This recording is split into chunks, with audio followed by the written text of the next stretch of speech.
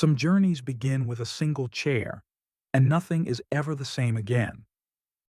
Episode 2. I held my baby and felt nothing. When Georgia entered the room, it was already clear that her shoulders had long grown tired of carrying her body. She was slightly hunched, a slender woman. Her face was pale, but not the kind of exhaustion seen in women who have just given birth. She wore a loose sweater. Her hair was tied back, but messy. Her wrists were bare. It was as if she hadn't remembered to wear jewelry in weeks. The moment she sat down, her eyes dropped directly to the floor. She didn't look at the wall, or the window, or the person in front of her, but her hands wouldn't stop moving. Ms. Georgia, welcome. We can begin whenever you're ready. If you only want to talk, I'm here. I don't really want to talk, but I can't stand myself either. You can't stand yourself. Could you say more about that? My daughter. When I held her in my arms, I felt nothing. People cried. I just watched. My husband rejoiced. I stayed silent. My mother said, "Thank God," and I ran away inside myself. Was it like fear? Yes, but more like distance, as if I wasn't there. Even at my daughter's birth, it felt like I wasn't there. What was the first thought that crossed your mind when you held your daughter? I won't be able to take good care of her.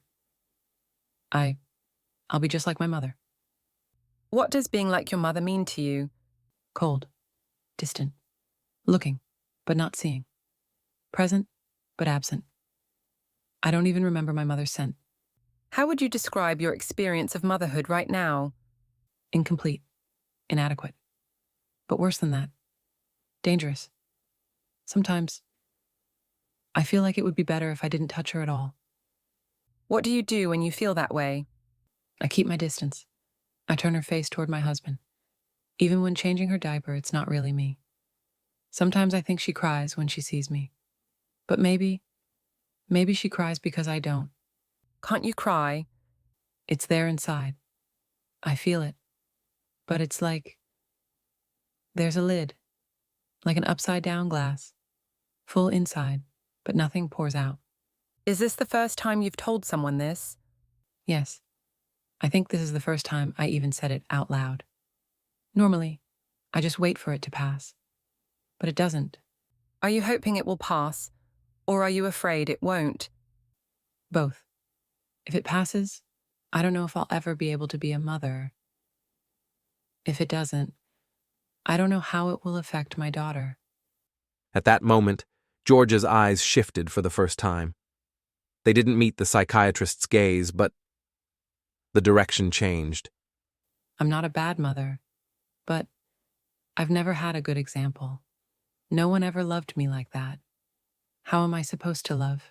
The first step to love is sometimes understanding. Do you think you achieved that today? Yes. Today, for the first time, I looked at myself from the outside, and what I saw was both broken and alive. What would you like to do with the part of you that's alive? Hug. If I weren't so scared, I'd just want to hug. There will be a day when you can do that. Maybe tomorrow, maybe the day after. But your being here for this session shows you've taken the first step. Georgia lowered her head. The silence lingered in the room a little longer. But this silence wasn't dark. It was like an open window. For the first time, Georgia had started to look inside. These stories are fictional, but the emotions they stir might be real. See you in the next one.